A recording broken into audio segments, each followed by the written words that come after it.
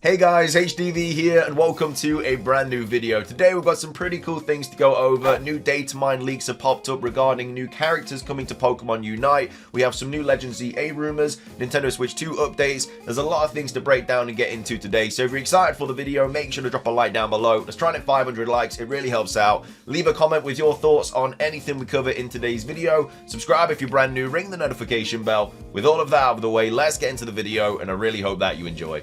So, starting things off, let's take a look at the new Datamine leaks for Pokemon Unite. We have two brand new characters coming to the MOBA, courtesy of El Chico Eevee, one of the main data miners in the Pokemon Unite community.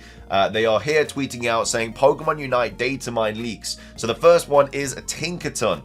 Tinkaton is coming to Pokemon Unite. Its role is going to be an all-rounder. Its MVP role is going to be an all-rounder. The role description is it's a Pokemon that has balanced offensive and endurance and are highly tenacious fighters. Technique is 8, survival is 7, agility is 5, control is 4, auxiliary is 2, damage is 8. The tags are melee, novice, and attack. And then recommend set a weakness policy, muscle band, and scope lens. And then we also have Galarian Rapidash, which is also going to be an all-rounder. MVP role is all-rounder. Description, yada yada yada, just gone over that. Technique is 8, survival is 8, agility is 8, control is 4, auxiliary is 2, and then also damage is 7. The tags are ranged, intermediate, and special attack. The recommended set A choice specs, Wise Glasses, and Shell Bell. So these are the actual images of the two characters. I believe if you go to El Chico Eevee's YouTube channel, they have actually uploaded gameplay clips as well of these two new characters.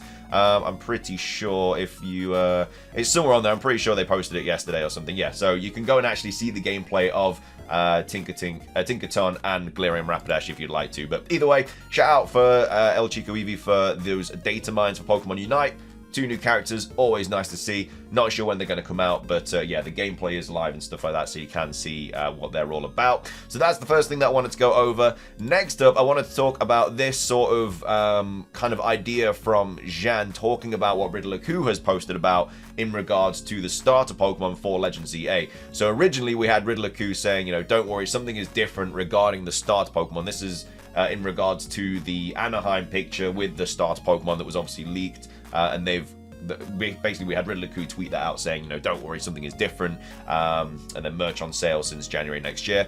And then we had Jan saying something is different. I guess that means some new forms for starters, but realistically I think people were already expecting that, just not sure who were the starters. We then have this follow-up idea, which is a pretty cool idea, and we have Jan here saying, going back to this post, I want to entertain the idea that maybe the Kalos starters are going to get split evolutions. So if you think about it, this explains why the original final forms can't Mega Evolve, because it needs to be the other final evolutions that can. So in this situation, you'd have, instead of Greninja, it'd be an alternate form of Greninja, and then that can Mega Evolve. I personally don't think that's the case, because obviously no other Generation 6 Mega Evolutions were in the game, but it could be a way to, I guess, explain why there wasn't any. And again, this Legends EA could take place in an alternate universe where the Generation 6 starters can Mega Evolve. Maybe that's the reason as to why they didn't get them in the original games or something like that. They then go on to say there's already an example of this. Slowbro can Mega Evolve while Slowking cannot. Assuming ZA is still modern day Kalos, it doesn't make sense to have regional forms for the Kalos starters, because obviously you have to have regional forms adapting to the surrounding. That's why they are a regional form. It's like why Vulpix had to become an ice fairy type in Alola because of the snowy location and stuff. But branched evolutions can happen as long as they implement a new evolution method. So yeah, it's a decent shout, and it could be a reason as to why Riddler-Coup is saying, you know, something is different, because maybe they do actually get regional forms. And again, it's one of the reasons as to why he could have said that. We're not really too sure, but we also have Soul Silverheart kind of throwing their 2 cents into the situation as well, saying, you know, love this idea, but there's something is different from Riddler-Coup. My immediate thought, it was that they could somehow get convergent counterparts, but I'm not sure how that could work. Mega Evolution seems most obvious, but another option is what if Greninja, Delphox, and Chestnut got Battle Bond forms? Some kind of new mechanic similar to Ash Greninja, but not exactly that. Just speculating and hoping for anything other than simply Megas for the Kalos starters. I mean, Kalos starters getting Megas are the most likely outcome. But I don't know why he would say that. I don't know why he'd go out of his way and say, don't worry, something's different. Like, we are if they are the starters, they have to get Mega Evolutions. There's not going to be a world that we live in where they don't get them. There's no way they're going to have 2 games where these are the starters and the gimmick that debuted in their region, they don't get anything about. So I feel like they have to get them, but again, it could be these regional forms of them, which is what it could be a good explanation. Anyway, but either way, shout out to Jan for that idea, but I think it's definitely a cool reason. Would you like to see regional forms of the starters? I think it'd be alright. I don't think I'd be against it, but I think I'd probably still prefer to see just like Mega Greninja, Mega Delphox, Mega Chestnut as well. But either way, that's that. Moving on, we do also have a big update to go over about Pokemon Pocket. This game is making bank. We have Nintendo Soup here tweeting out saying Pokemon TCG Pocket crosses $120 million in revenue. So this was posted, I don't know, recently, but either way, it's made $120. So market analyst site App Magic has revealed that Pokemon TCG Pocket has crossed a massive revenue milestone. So according to App Magic, the game has crossed over 120.8 million in revenue since its launch back in October. It's only been out for a few weeks, nearly a month, and it's already made $120 million. Crossing the 100 million mark in a little over 2 weeks. It is an average of 6.4 million a day. Remember, Pokemon Go is averaging, I think, about 1 million a day. And this is, you know, I know it's because the game's just come out, and obviously that is going to slow down. But when new packs come out and new sets come out, which we know we're going to get a new sort of mini set in December, we're also going to get a new major set in January. That's literally the next 2 months. So they're just going to make more and more money for them. So yeah, 6.4 million a day, with most of the earnings coming from Japan, which is 42%, and then followed by the US, which is 28%. The game thus continues to prove itself a massive success for the Pokemon Company, even earning itself a nomination for Best Mobile Game at this year's Game Awards, despite being barely a few weeks old. Stay tuned for more updates as they come. So yeah, I mean, it's a weird one really, because Pokemon said that, well, actually Riddler Q said that Pokemon, like Game Freak, had high hopes for this game, and they were right. They know what they're doing. It's a really addicting game. I don't think as much right now, because at the time of recording this, there's no like events happening. Like there's not really any solo events. The Wonder Pick event's gone. We still have the online event, but if you've done that, there's not really too much more to do. Obviously, you can open your 2 packs a day, but in regards to anything else, obviously you can still do like PvP and stuff, but there's no really like rewards, like there's no ladder system or anything like that. If they introduce that, I think this game's going to skyrocket even more, because it gives you a massive PvP component. Obviously the collecting and everything's still there anyway. The Wonder Picks are really a good idea. You got your solo missions as well. I think this game needs some sort of competitive laddering. If it is literally just 15 XP every time you beat someone with the occasional PvP event, I just don't think it's maximizing the potential of this game. I honestly think it needs a massive laddering system like bronze, silver, gold, whatever, and yeah, it will just absolutely skyrocket this game. But either way, big news for Pokemon Pocket there, is doing very, very well. And then also finishing things off for today's video, we do have some Switch 2 stuff to go over. Game Rant here tweeting saying recent rumors indicate that Nintendo could be putting its own spin on a recent industry trend, hinting at the aims of its upcoming console. So they say that the Switch 2's rumored new feature could be following the PS5 Xbox Series X's lead. So again, this is just a rumor about this new feature. It's not confirmed or anything. Obviously, very little has been confirmed about the Switch 2. All we know is it's going to get announced by March. It's going to have backwards compatibility, and I think that might be it. And obviously, you're going to have the Nintendo account, like the eShop kind of whole thing is going to go over as well as Nintendo Online. But that's all we know. That's all the that's all Nintendo have actually given us. Obviously, there's a lot of rumors and stuff and leaks about it, but they haven't been confirmed by Nintendo themselves. But either way, the internet has been awash with rumors about the long-awaited Nintendo Switch 2. I mean, it's definitely died down a lot now. Like, definitely through October, we were really expecting an announcement just simply because all the leakers said so. Now it's very much, I think we're just gonna get it next year. I think people have just kind of come to terms with that. A little bit with like the Legends EA trailer as well. Like we've all just kind of come to terms with, okay, we're probably not gonna get anything this year. It's just a dry year for Pokemon. Not so much Nintendo, because they have dropped some absolute bangers this year, but Pokemon obviously is one of the driest years we've ever had.